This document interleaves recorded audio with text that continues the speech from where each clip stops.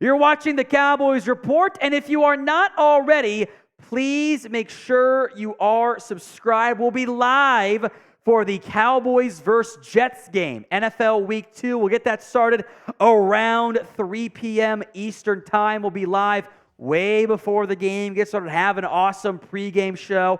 Plan on being live earlier than years past for these games because it's fun. We have plenty to talk about. Hit that sub button and make sure you guys are subscribed. The Week 2 matchup, Cowboys-Jets. Dallas, as of we filmed this on Thursday, by the way, so keep that in mind for the injury report stuff we'll get to here too. 9-point favorite. The over-under is 38. It is a shockingly low over-under for a football game. You don't often see that. You're talking somewhere in the 24 to 14 range for the projection score. That's low. Now, the Cowboys injury report, as of again Thursday, Brandin Cooks did not participate with the knee. I think it's a stretch. Has a chance, but a stretch for him to play unless he can get our limited work in on Friday. Tyler Smith, again, DNP. Donovan Wilson trending towards going. Tyron Smith is a full participant. Then the new development, Zack Martin, limited with a groin injury. We don't have many details. Maybe there will be a short on the channel on Friday with more, but we will have to wait and see on Zack Martin. The Jets injury report breaks down like this. Dwayne Brown, Mekhi Becton, Breece Hall have been limited the past 2 days. Shoulder, knee, and knee. Limited on Wednesday, Thursday. Normally means they'll be able to play, so I do expect them to be out there for the opening game, or the second game of the season, I should say, against your Dallas Cowboys. All right, top 5 matchups to watch. How about Stephon Gilmore and or Trevon Diggs against Garrett Wilson? Maybe some Deron Bland in there if the Jets want to move Wilson around because I doubt the Cowboys will be shadowing. Wilson is by far, I believe, the Jets' best winner. And I like Breece Hall. I like some of the other receivers. That's how highly I think of one Garrett Wilson. That is a tough test. Would have been much tougher if it was Aaron Rodgers and not Zach Wilson, but it is still a tough test. Wilson is an awesome football player. So, with the two corners, this is a fun question. Since Gilmore has the lead, Diggs gets an assist, at least on one of them. Who has more interceptions at the end of this season? SG for Stephon Gilmore or TD for Trevon Diggs? Next matchup, is the left guard, or maybe guards in light of the Zack Martin injury, against Quinnen Williams. Quinnen Williams is a different style of player than Dexter Lawrence. I think his play style, with his burst, his athletic ability, his disruption, is a more challenging matchup for assuming Chuma Edoga and or whoever's at right guard or at left guard for either player, either injured Tyler Smith, Zack Martin, or Chuma Edoga, probably TJ Bass out there at right guard. Again, we will know more later in the week. That is a tough matchup. You have to stop Quinnen Williams of factoring in the young tackles, not Chris Jones, not an Aaron Donald. Quinnen Williams is a top 2 young defensive tackle in the NFL, and he ain't 2. So what is your confidence level in beating the New York Jets this weekend? Scale it for me from 1 to 10. 1 on the low end and 10 on the high end. It's the pinned comment, so if the ad comes on YouTube, take advantage. Head down there and go vote. Matchup number 3, CeeDee Lamb against Michael Carter. Not Michael Carter, the running back. Michael Carter, the Jets' nickel corner. Yeah, there's 2 of them on the same team. I know, it's hella confusing, right? Lamb is going to be a predominant slot receiver. Sauce Gardner hasn't traveled. Now, DJ Reed can play in the nickel, but I would bet they keep him on the outside based on historical usage, in which case, Lamb Carter is by far your most favorable matchup in the passing game. Could be a big week for Lamb if the Cowboys have time in the pocket. Matchup number 4, Nathaniel Hackett versus Dan Quinn. Look, Nathaniel Hackett was a dumpster fire in Denver. It was a disaster. And there were still members of the media who were like, it wasn't his fault. Okay, prove it wasn't your fault, Hackett, because Rodgers is gone. Whole reason why you were hired was to help get him to New York. You have to make Zach Wilson look better with a shaky offensive line against the best pass rush and the number 1 defense, for now at least, in the entire NFL. Zach Wilson, he can do some fun stuff out of structure. He's going to have to. He's going to be under pressure. The problem is he'll make mistakes under pressure as well. 55.6% completion rate, 16 touchdowns, 19 interceptions. He has been a bust so far. He'll make some nice throws. I would like to see Dan Quinn confuse Zach Wilson, bring some stunts, get the Jets into third downs. They will, make no mistake, try to run the football. That should be Hackett's game plan of short, quick passes, run the football, don't let the Cowboys defense tee off on you. Much easier said than done, as we've seen for over a year now. Matchup number 5, the safeties for the Cowboys against the tight ends for the Jets. The Cowboys utilized more safeties than any other team in the NFL this past year, and they've upped their numbers this season.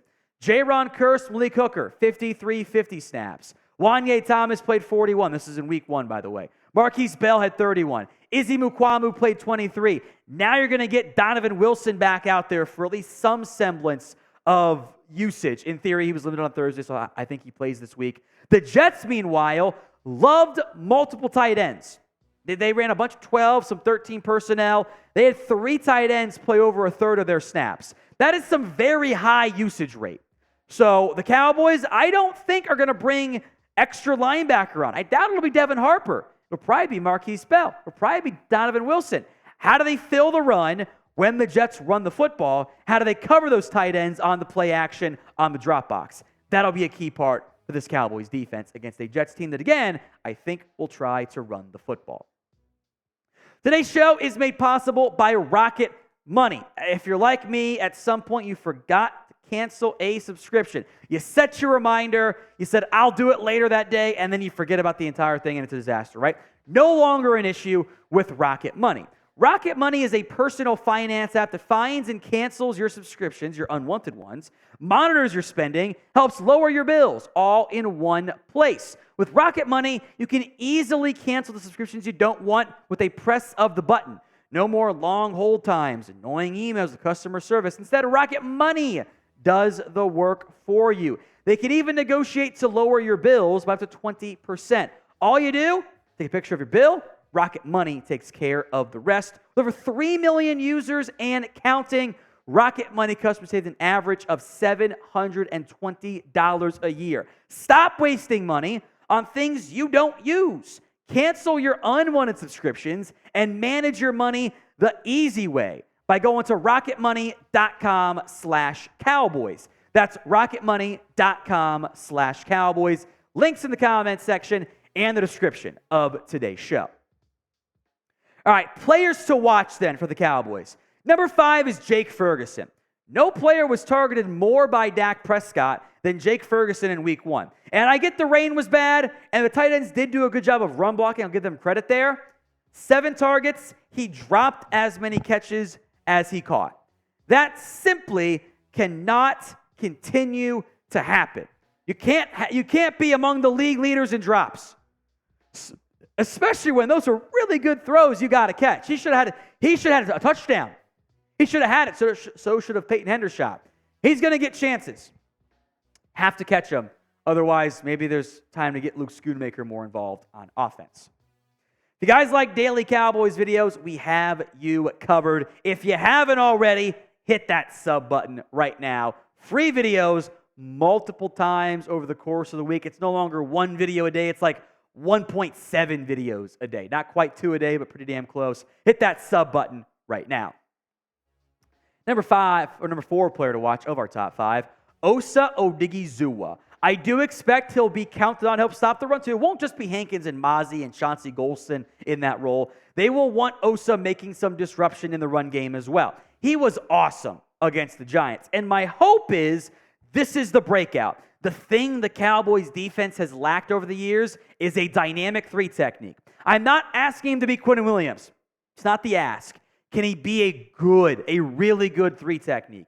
If he can, if he keeps up what we saw in week 3 or week 1, knowing how favorable the matchups are, it's a great sign for this Cowboys defense. Number 3, Michael Gallup with Brandin Cooks banged up with that sprained MCL.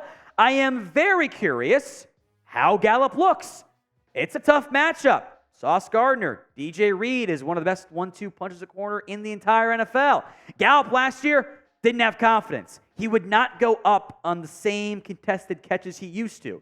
That has to change. There's not going to be a massive amount of separation against those corners. You got to win those tight window throws. Gallup did not win enough last year. It was a real problem for this entire offense, even if Dallas won't admit it, because Gallup's still on the team. He has to be better, and this is a great step for him to take in week 2. Score prediction time. What do you have the final score being? Cowboys against the Jets. Get those votes in for me in the comment section right now. Number 2, Leighton Vander Esch, the linebacker. I fully expect the Jets to do what the Giants should have done. Don't throw it. I do not think, outside of maybe 1 or 2 teams, that's like the Chiefs and maybe another team out there, you are going to be able to beat the Cowboys by airing it out, with some exceptions. There will be weeks where you get the Raiders bullshit flag game, but you are not going to be able to consistently have success against this Cowboys football team throwing the football. So you have to run it. The Jets ran it pretty well against the Bills. It's a key reason why they hung around despite iffy quarterback play, and plus Josh Allen went bad Josh Allen. So Vander Esch should have some chances. Got to fit your run gaps. He and Damone Clark. Got to stop the run. Don't let it be gains of 5 and 6 yards. 2 to 3, you'll have a lot more success against a Jets team I fully expect to run the football this week. Number 1, Dak Prescott. I promise he won't be number 1 every week. We will deviate at some point. The raw numbers from Dak in week 1, if you only box score scouted, were like, that's not very good. That was kind of bad. 13 of 24, 143. He got carried. And unlike most games, he actually did kind of get carried. Although he didn't need him to. But it was one of those games where by the time Dak had his second drive, it was a 2-touchdown lead. It was 16-0. Like, the game was over by then. It was insane. And by the way, bad weather, and the numbers would have looked really good if not for if the penalties had counted. There was about 50 yards in flags, or maybe it was 45 yards in flags, and the drops. Dak Prescott in week 1 has never seen the same drop rate that he had this week. It was a 16+% drop rate, highest of his career. The weather, probably a very big factor there. But I like expected points added. It factors in some flag stuff, by the way. It factors in down and distance, situational play, what happens. Dak was actually 5th in EPA per play in week 1. Another part of this is he had like half the chances as Tua did. Two totally different games. Like, Dak was 5, Tua was 3. Very different results of the volume of throws. But from a per snap basis, it was actually pretty good. Most importantly, don't go Josh Allen. Don't be the actual turnover machine and cough it up 4 times. You don't do that, you'll have success on Sunday.